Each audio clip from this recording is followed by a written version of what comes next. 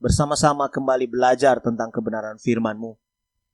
Roh Kudus kiranya menolong kami supaya kami boleh mengerti kebenaran firman dan kami teristimewa boleh menjadi pelaku-pelaku firman. Hamba-Mu yang sederhana ini kiranya Tuhan mau pakai supaya apa yang hamba sampaikan benar-benar hamba sampaikan sesuai dengan apa yang Tuhan mau. Ini doa kami Bapa, di dalam nama Yesus kami berdoa dan berserah. Haleluya. Amin. Shalom Bapak Ibu Saudaraku yang dikasihi Tuhan. Kiranya Tuhan tetap menolong kita bertumbuh dalam iman meskipun keadaan hari-hari ini sedang susah, ya. Nah, khotbah hari ini bicara tentang pengakuan iman kita yang berbunyi dan akan datang dari sana untuk menghakimi orang yang hidup dan yang mati. Kalimat ini dapat dikatakan puncak iman kita. Mengapa? Nah, mari kita lihat kembali teks yang sudah kita baca tadi. Kisah Rasul 1 ayat 11. Dikatakan, dan berkata kepada mereka, hai orang-orang Galilea, mengapakah kamu berdiri melihat ke langit? Yesus ini yang terangkat ke surga meninggalkan kamu akan datang kembali dengan cara yang sama seperti kamu melihat dia naik ke surga. Dan nas pembimbing yang dibacakan oleh liturgis tadi, Wahyu 1 ayat 7 berkata, lihatlah, ia datang dengan awan-awan dan setiap mata akan melihat dia. Juga mereka yang telah menikam dia dan semua bangsa di bumi akan meratapi dia. Ya, amin. Masih ada ayat yang akan kita baca sebentar, tapi untuk ini kita baca itu dulu. Nah, pertama, poin penting dalam kalimat kredo rasuli ini adalah dia akan datang. Teks yang kita baca ini adalah pernyataan malaikat dan wahyu Allah kepada Yohanes. Artinya, kalau dia lahir, dia hidup, mati dan bangkit, dan naiknya secara ajaib ke surga itu benar, maka kedatangannya pun kedua kali pasti benar. Hanya saja soal kapan Yesus datang, Yesus sendiri berkata tidak seorang pun yang tahu. Matius 24 ayat 36 dan Markus 13 ayat 32. Namun demikian, Bapak Ibu Saudaraku yang dikasihi Tuhan, sesungguhnya Alkitab menyatakan bagi kita tentang kronologi peristiwa kedatangan Tuhan. Saat ini saya ingin membagikannya secara ringkas saja tentang hal itu.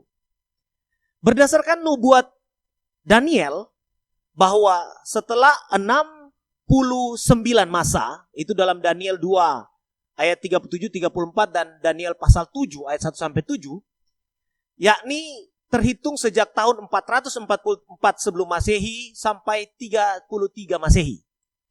Yaitu mulai dari dekrit Artasasta dengan tentang pemulihan Israel dikeluarkan, dekritnya dikeluarkan itu dalam Daniel pasal 9 ayat 25 dan digenapi dalam Nehemia 2 ayat 5-8 sampai pada masa Mesias disingkirkan.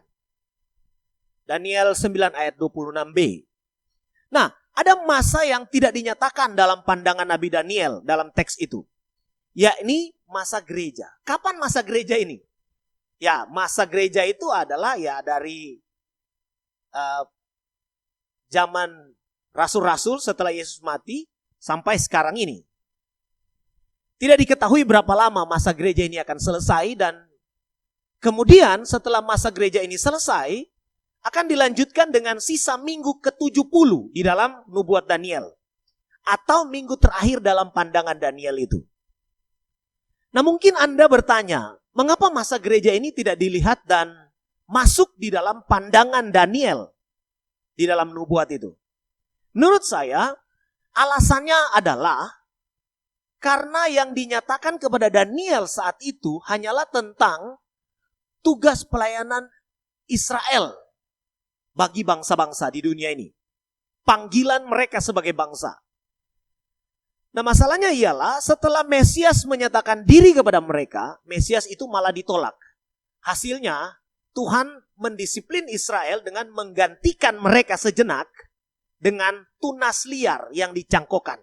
Roma 11 ayat 17. Yaitu gereja. Dan peran dari tunas liar, yaitu gereja ini, akan terus berjalan sampai Israel benar-benar pulih secara rohani.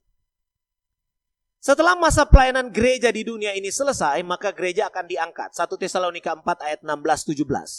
Dan tugas pelayanan menjadi saksi Tuhan dikembalikan kepada Israel. Jadi misinya masih tetap sama dengan misi pada masa perjanjian lama. Dan misi pada zaman gereja sekarang ini. Yakni menjadi saksi Tuhan bagi bangsa-bangsa. Kita bisa melihat peristiwa itu dalam Wahyu pasal 7. Dan pelayanan mereka ini dijalankan pada masa yang disebut masa tribulasi. Jadi setelah gereja ada masa tribulasi.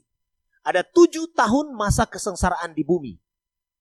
Teksnya bisa saudara-saudara perhatikan, bisa cek. Dalam Matius 24 ayat 20-22. Yeremia 30 ayat 4-7. Daniel 12 ayat 1. Yehezkiel 22 ayat 19-22. Nah, setelah masa itu, datanglah Tuhan sebagai penggenapan janji firman-Nya.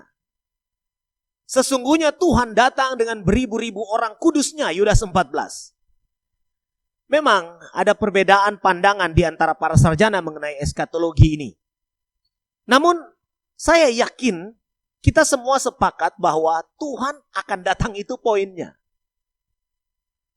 Jadi, kepastian akan kedatangan Tuhan itu diyakini oleh semua orang Kristen di muka bumi ini. Itulah sebabnya dicantumkan di dalam pernyataan di dalam kredo Rasul ini.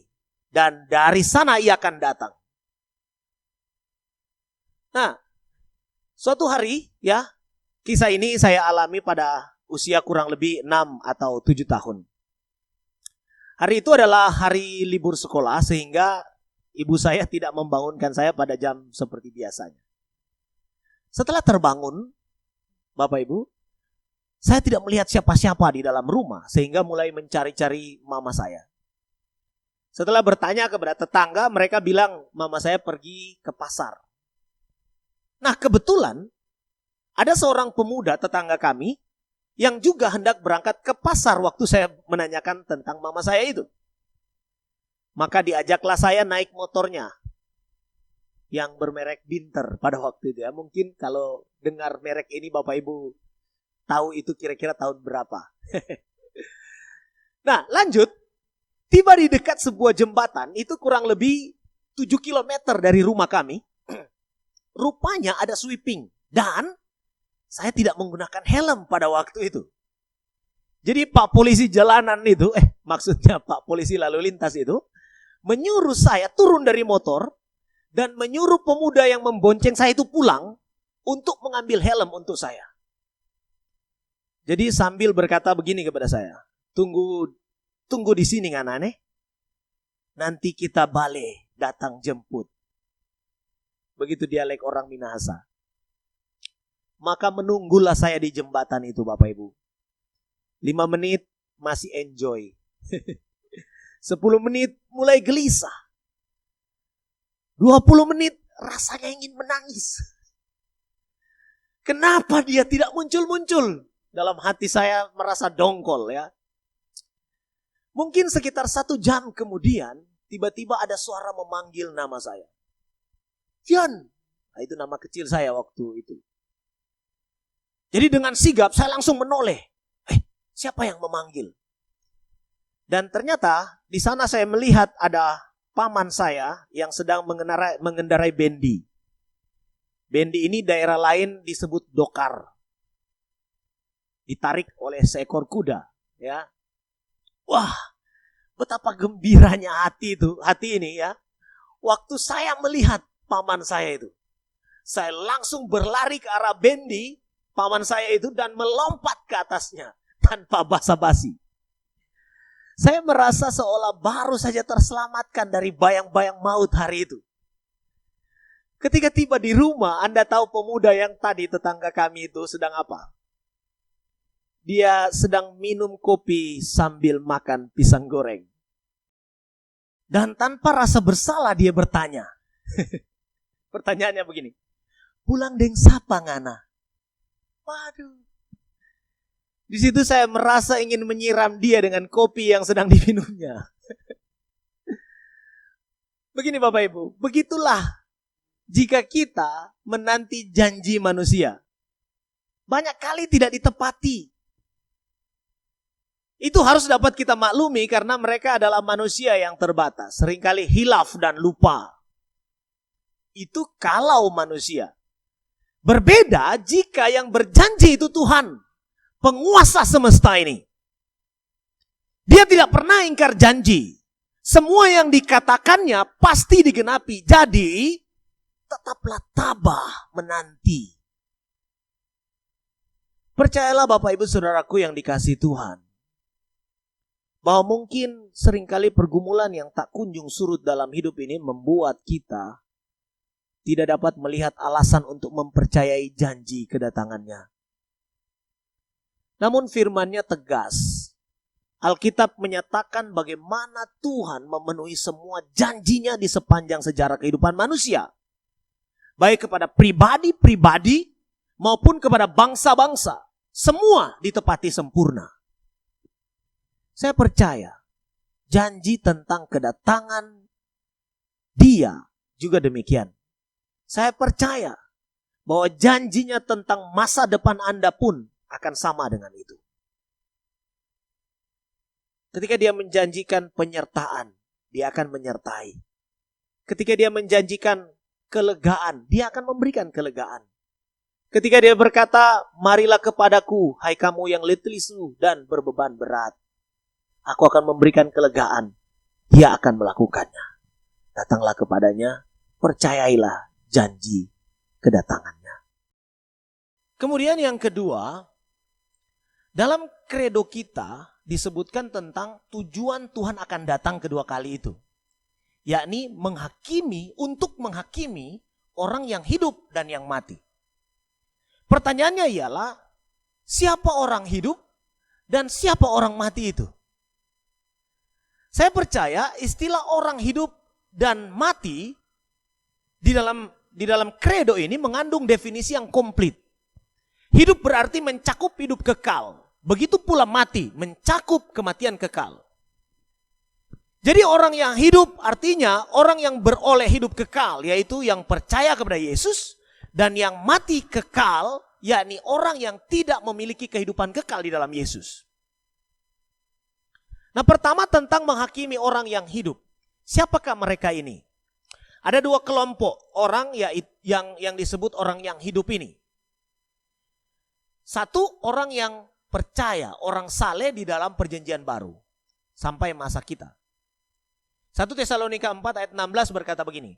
Sebab pada waktu tanda diberi, yaitu pada waktu penghulu malaikat berseru dan sangkakala Allah berbunyi, maka Tuhan sendiri akan turun dari surga dan mereka yang mati dalam Kristus akan lebih dahulu bangkit. Sesudah itu, kita yang hidup yang masih tinggal akan diangkat bersama-sama dengan mereka dalam awan menyongsong Tuhan di angkasa. Demikianlah kita akan selamanya bersama-sama dengan Tuhan. Inilah momentum yang disebut dengan istilah rapture atau dalam bahasa Yunani parousia atau pengangkatan. Nah, apa hubungan peristiwa ini dengan penghakiman orang hidup? Orang percaya, yaitu gereja ini, akan menghadap tahta pengadilan Yesus di surga. Dari mana konsep ini berangkat? Dari 2 Korintus 5 ayat 10 dikatakan, sebab kita semua harus menghadap tahta pengadilan Kristus. Supaya setiap orang memperoleh apa yang patut diterimanya sesuai dengan yang dilakukannya dalam hidupnya ini. Baik ataupun jahat. Jadi sebenarnya penghakiman ini bukanlah untuk menjatuhkan hukuman. Melainkan pemberian upah atau hadiah atau mahkota. Dalam bahasa Yunani Stefanos. Ada 5 mahkota, itu kita tahu ya, bagi para pemenang ini. Inilah yang akan membedakan setiap orang yang percaya kepada Yesus ketika di surga. Ini yang akan membedakan mana orang Kristen yang benar-benar rajin, memfokuskan diri kepada Yesus, melayani Tuhan, dan mana orang Kristen yang hanya percaya Yesus lalu tidak berbuat apa-apa. di dunia ini. Paulus berkata, sekali kelak pekerjaan masing-masing orang akan nampak. Karena hari Tuhan akan menyatakannya. Sebab ia akan nampak dengan api dan bagaimana pekerjaan masing-masing orang akan diuji oleh api itu. Jika pekerjaan yang dibangun oleh seseorang tahan uji, ia akan mendapat upah. Jika pekerjaannya terbakar, ia akan menderita kerugian. Tetapi ia sendiri akan diselamatkan, tetapi seperti dari dalam api. 1 Korintus 3 ayat 13 sampai 15. Dengan memahami ini, maka kita tahu bahwa kita tidak perlu menghakimi saudara kita di dunia ini soal kehidupan pribadinya dengan Tuhan. Kita semua akan dihadapkan di pengadilan yang sama untuk menerima upah. Ya, menegur orang yang berbuat dosa tentu harus, menegur saudara kita yang berbuat dosa itu harus, tetapi menjadi hakim atasnya itu bukan hak kita. Kemudian pemahaman ini juga membimbing kita untuk bekerja lebih keras bagi kemuliaan Kristus. Sebab ada mahkota yang menanti kita di kekekalan. Sebagai evaluasi, tanyakanlah pada diri kita sendiri, apakah motivasi utama kita ketika berbuat baik atau melakukan pekerjaan-pekerjaan yang kita sebut melayani Tuhan? Bukankah banyak orang melakukan semua itu demi yang kita sebut dengan image? Ungkapan-ungkapan seperti ini sering terucap. Nanti orang bilang apa kalau saya tidak ibadah? Nanti orang bilang apa kalau saya tidak memberi persembahan? Nanti orang bilang apa kalau tidak terlibat pelayanan? Dan masih banyak lagi, nanti orang bilang apa? Jika demikian, kita sedang membangun dengan jerami. Jadi mari memfokuskan diri hanya kepada Kristus, melakukan segala sesuatu seperti untuk Tuhan, bagaimana kata Paulus. Dan bukan untuk manusia. Nah, kelompok orang yang kedua adalah kelompok orang saleh pada masa perjanjian lama dan masa tribulasi. Hal ini disebutkan Tuhan Yesus dalam perumpamaan-perumpamaan. Seperti gadis bijaksana dan bodoh, Matius 24.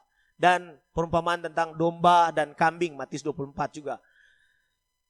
Di sana juga dinyatakan tentang bagaimana orang dalam perjanjian lama, orang-orang Israel. Apa yang akan terjadi kepada mereka. Dalam Wahyu 22 juga, Wahyu 20 ayat 4 juga dinyatakan begini. Lalu aku melihat tahta-tahta dan orang-orang yang duduk di atasnya. Kepada mereka diserahkan kuasa untuk menghakimi. Aku juga melihat jiwa-jiwa mereka yang telah dipenggal kepalanya oleh karena kesaksian tentang Yesus dan karena firman Allah. Yang tidak menyembah binatang itu dan patungnya, dan yang tidak juga menerima tandanya pada dahi dan tangan mereka. Dan mereka hidup kembali untuk dan memerintah sebagai raja bersama-sama dengan Kristus untuk masa 1000 tahun. Untuk penghakiman ini ya dilakukan oleh Tuhan di bumi setelah tribulasi menjelang kerajaan 1000 tahun. Apa arti semua ini? Artinya adalah sejarah kita akan berakhir dengan happy ending, yakni kemenangan di pihak kita. Ada sekian banyak orang yang telah mengorbankan dirinya mempertahankan kebenaran di dalam Kristus. Di dalam iman mereka mati. Tetapi Alkitab menunjukkan kepada kita bahwa kematian bagi orang yang percaya itu bukanlah akhir dari segala-galanya. Semua, baik orang yang ada di masa perjanjian lama yang mati, yang percaya kepada Allah, dan masa perjanjian baru, orang yang ada dalam masa tribulasi, semua akan dibangkitkan dan diberi upah yang pantas dari Tuhan. Semua akan beroleh hidup yang kekal. Kemudian tentang menghakimi orang yang mati. Kita dapat menemukan peristiwa ini dalam Wahyu 20 ayat 11 sampai 14. Dikatakan begini. Lalu aku melihat suatu tahta putih yang besar dan dia yang duduk di atasnya. Dari hadapannya lenyaplah bumi dan langit dan tidak ditemukan lagi tempatnya. Dan aku melihat orang-orang mati besar dan kecil berdiri di depan tahta itu.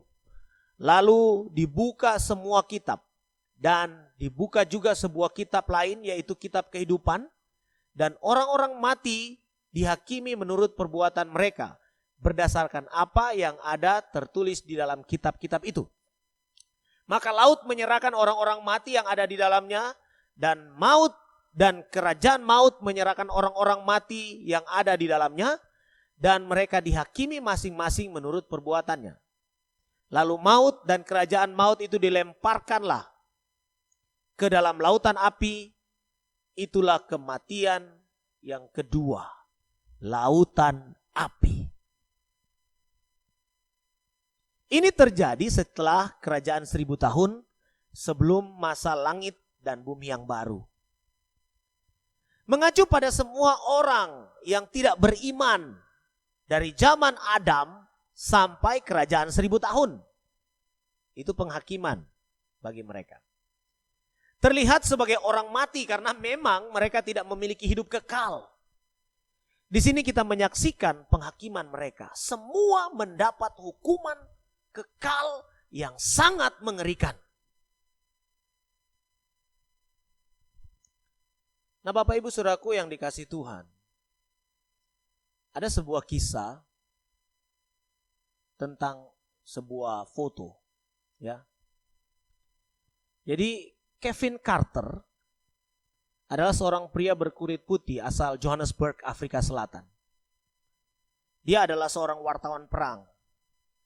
Pada tahun 1993, Kevin berangkat dari Afrika ke Sudan untuk meliput tragedi pemberontakan di negara tersebut. Namun sesampainya di sana, Kevin menemukan sebuah fakta lain bahwa pemberontakan bukanlah hal yang terburuk, namun kelaparanlah masalah utama di daerah itu. Di sebuah kampung, Kevin menemukan seorang gadis kecil yang duduk bersujud di atas tanah, tidak jauh darinya, ya. Gadis kecil tersebut tidak mengenakan pakaian dan tulang-tulangnya nampak menonjol. Sementara nafasnya terdengar lemah, ia merintih lalu memejamkan mata. Tak jauh dari posisi gadis tersebut, terlihat seekor burung nasar, burung pemakan bangkai, yang bersiap menunggu kematian gadis kecil itu. Melihat burung nasar yang siap menunggu kematian gadis itu, Kevin hanya tertegun dan diam. Ia tidak segera mengambil kameranya, namun menunggu sang burung pergi. Akan tetapi setelah 20 menit menanti, burung itu tak juga bergeming dari tempatnya. Akhirnya Kevin mengambil momen itu, dia mengambil kameranya, lalu kemudian mengabadikan momen mengenaskan tersebut. Lalu pergi begitu saja. Nah, selepas pulang dari Sudan, Kevin menyerahkan dan menjual foto gadis kecil yang hendak dimangsa burung itu kepada majalah New York Times. Pada tanggal 26 Maret 1993, foto tersebut diedarkan dan koran ini langsung ludes terjual. Jadi telepon redaksional New York Times itu terus berbunyi dengan pertanyaan yang sama, bagaimana nasib anak kecil itu. Kevin menjelaskan bahwa gadis itu lolos dari maut dan bisa berjalan menjauh dari burung nasar tadi. Namun dia tidak tahu bagaimana nasib gadis itu selanjutnya. Entah ia dapat bertahan atau tidak, dia tidak tahu. Setahun kemudian Bapak Ibu, tanggal 2 April 1994, Kevin mendapat kabar dari redaksi New York Times bahwa fotonya telah dipilih sebagai pemenang utama fotografi Pulitzer Prize. Kevin menerima penghargaan itu tanggal 23 Mei 1994 di Columbia University, Amerika. Tak hanya menerima pujian dan penghargaan, rupanya Kevin juga menerima kritikan-kritikan pedas Akibat ulahnya yang seolah tak berperi kemanusiaan. Ia harus menghadapi tekanan pihak luar yang mempertanyakan sisi manusiawi dalam dirinya. Ia dikecam dari banyak pihak dan dianggap lebih mementingkan profesi daripada sisi kemanusiaan. Nah, kritikan-kritikan tajam itu membuat Kevin menjadi risau dan dirundung rasa menyesal. Foto tersebut terus menghantuinya, seolah-olah dia melihat kematian yang dia hadapi oleh gadis kecil tersebut. Kevin Carter mengaku bahwa setelah mengambil gambar, dia merokok dan menangis keras. Pada tanggal 27 Juli 1994, dunia jurnalistik dihebohkan oleh berita kematiannya yang fenomenal. Kevin ditemukan mati bunuh diri di dalam truk pada area tebing sungai Braamfontein-Spuit, Afrika Selatan. Dia bunuh diri dengan cara menyalurkan asap dari exhaust dari knalpot dalam kendaraannya. Itu yang terjadi pada diri Kevin Carter. Nah, mungkin seperti orang-orang yang mengkritik Kevin, kita pun akan berkata memang Kevin lebih mementingkan profesinya daripada kemanusiaan. Dia sangat egois. Tetapi Bapak Ibu Saudaraku yang dikasihi Tuhan, bukankah sebenarnya kita sering melakukan hal yang sama dengan kelakuan Kevin? Apa maksudmu? Mungkin Anda bertanya itu kepada saya. Begini, kita sudah tahu berdasarkan apa yang Alkitab katakan, kita sudah tahu akhir hidup orang yang di luar Yesus. Binasa dalam lautan api neraka yang menanti mereka, hanya itu. Jika mati di luar Yesus, pertanyaannya adalah, apakah yang sudah kita lakukan?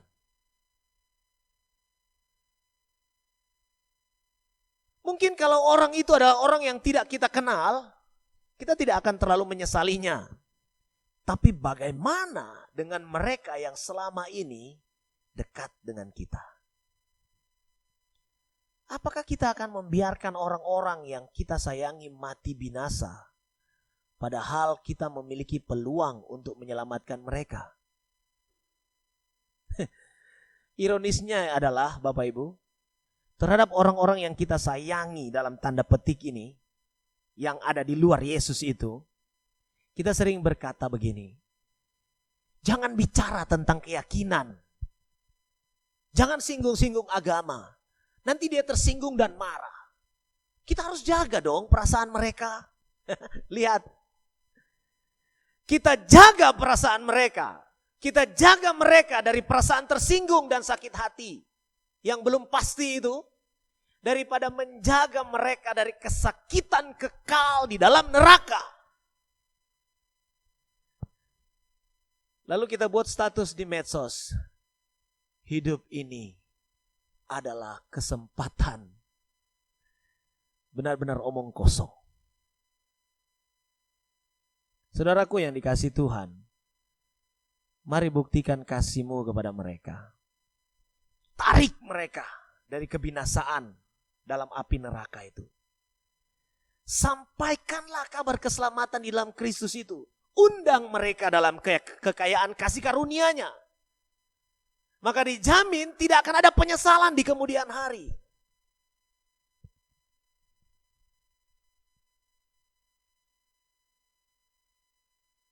Mari kita berdoa. Bapa di surga, kami bersyukur untuk firman-Mu hari ini. Kami percaya bahwa Engkau akan datang kembali menjemput setiap kami orang-orang percaya, karena itu adalah janji-Mu. Janji Allah, janji Tuhan, janji penguasa jagat raya. Itu pasti ditepati. Kami juga percaya bahwa Engkau akan datang menjadi hakim. Hakim atas kami orang-orang percaya dan hakim atas orang-orang yang tidak percaya. Tolong kami ya Tuhan sebagai anak-anak-Mu, sebagai orang-orang percaya, untuk benar-benar mempersembahkan hidup kami kepadamu. Totalitas hidup kami kepada Juru Selamat yang hidup itu. Dan tolong kami untuk dapat menyelamatkan sebanyak mungkin orang dari kebinasaan kekal karena penghakiman kepada orang-orang yang tidak percaya. Penghakiman kepada orang-orang yang mati. Terima kasih ya Tuhan untuk firman-Mu. Meteraikanlah ini dalam hati sanubari setiap kami. Tolong